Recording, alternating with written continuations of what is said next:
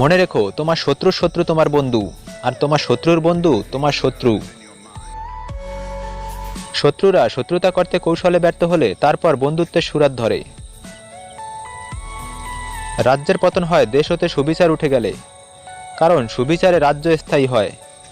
সুবিচারকের কোনো বন্ধুর দরকার হয় না।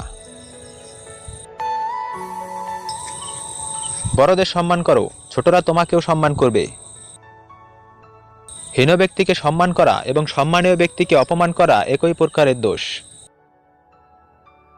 বুদ্ধিমানেরা কোনো কিছু প্রথমে অন্তর দিয়ে অনুভব করে, তারপর সে সম্বন্ধে মন্তব্য করে, আর নির্বোধেরা প্রথমে মন্তব্য করে বসে, পরে চিন্তা করে।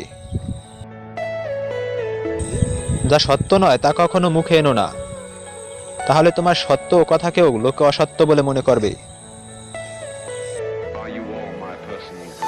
বুদ্ধিমান ও সত্যবাদী